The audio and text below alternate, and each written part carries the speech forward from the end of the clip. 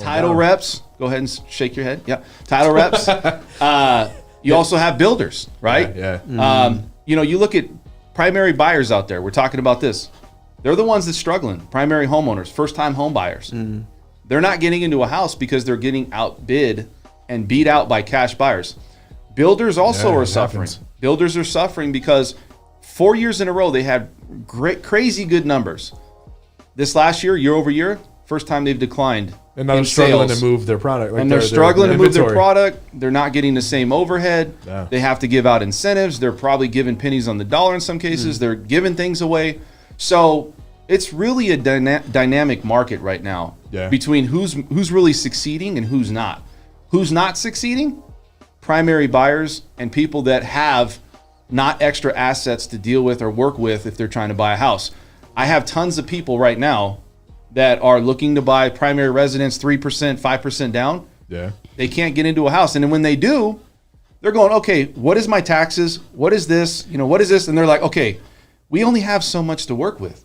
I can't deal with a $3,000 payment. I can't deal with a $3,500 payment. So my thing is that you're saying that it's still a good time to buy, or you're saying it's not a good time? I always have to root for the underdog. I mean, coming from where I come from, I always root for the underdog. So as a primary home buyer, what you said makes a little bit of sense, but I still think that there are people who are first-time home buyers that can still get in and actually do that. And I think that even if you have to extend yourself, I think even if you have to go pick up a second, third, fourth job, be Jamaican, get 17 jobs. I don't care. Yeah, but there's got to be a point. I'm going to disagree because there's got to be a point to where you're now a slave to a point, right? But you got to do what you got to do to get where you want to get, right? You can't just sit back and go, "Oh, I'm not going to make it," and then what are you going to do? Give up? You're playing the game though too. So it's like this. Yeah, you could do that. Yeah. What is your life? Not just expectancy, but your life position of, are you living quality life? Because now you're just surviving at this point. And I think there's other factors. That's where a lot of people are struggling with. Is it by yourself? Do you have a family? Are you trying to get a home to pass on to the family? I mean, there's all those factors that might come in too. And then if your life sucks and you are stressing yourself out and doing it for your family, then you probably should have a good life insurance policy too to follow that up with. But you probably couldn't afford that either. So tell me, you guys tell me why it's okay to still buy in this market, because I'm going to tell you, I can't disagree or argue with somebody that says maybe it's not a good time. Well, you're a title rep, so I'm sure you see this still right now. So I'm going to give you guys a scenario that I had with one of my clients, and he does very well. And I asked this question, and so I said, "Hey, what do you see in the market happening since you deal with a lot of volume?"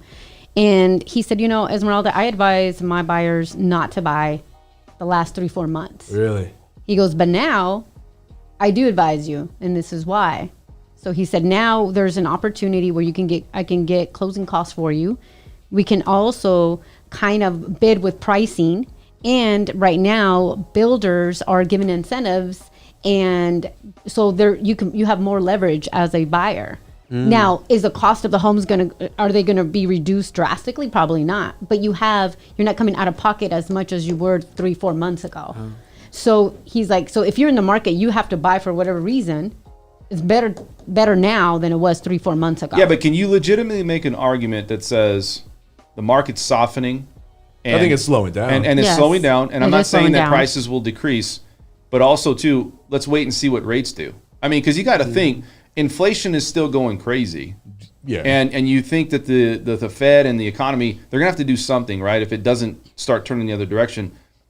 It's like a catch-22. You wait a year, you'll be kicking yourself because you'll be like, damn, I should have got in. But now you're looking at it going, I don't know, man. Rates are so high. The uncertainty of the housing market and also the high prices of homes. Okay, well, here's a perfect example. Burke, you just moved to Vegas. Yeah. You want to buy a house? It's on the agenda in the next year. Even with everything that's still going on, would you still want to buy a house? Yeah. There you go. What makes you want to buy a house though? Like, is it because you fear of missing out, or is it's really a good investment? Well, there's two things that I think about. With inflation and how it works, in theory, nothing's really going to get, unless you really hit like a big recession, things go down again. Like, things really are going to continue to just climb, even if it's slow now. Even if it slows down and kind of mellows out and like flatlines, it's still technically growing in value, right? The other part is if I'm a renter, that's just an expense on my, like, you know, if I'm looking at it, that's just an expense. Like, I pay that. I don't get anything back from that. You're just throwing money away. Yeah, like I'm just paying for a roof over my head at that point. Well, yeah, but at the same time, I'm not getting anything back. I'm not saying to not buy altogether. I'm just saying, is the timing the best time to buy? And I think that's the question. Also, is it, you know, where you're buying a house, can you actually afford it with today's world where you have all these prices going up? I'm not going to sit here and be one of those real estate agents out there that says, guys, just go buy because we all want to make money. Of course, but is it really... I agree with you when you said not to be a slave, right? Not to be a slave to your home, because I think that quality of life is important. But I'm going to say another scenario that my godfather told me. He's a big investor. He's been investing his whole life. He's a multimillionaire, whatever. I asked Give me his number when you're done here.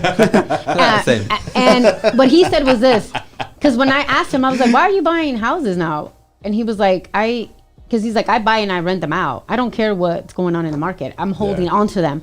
So to me, I'm always going to make money, and it'll pay itself over and over once. Yeah, but this market's overinflated. I think we're like one of the highest. We are. We're number 2, I think. Number 2. Yeah.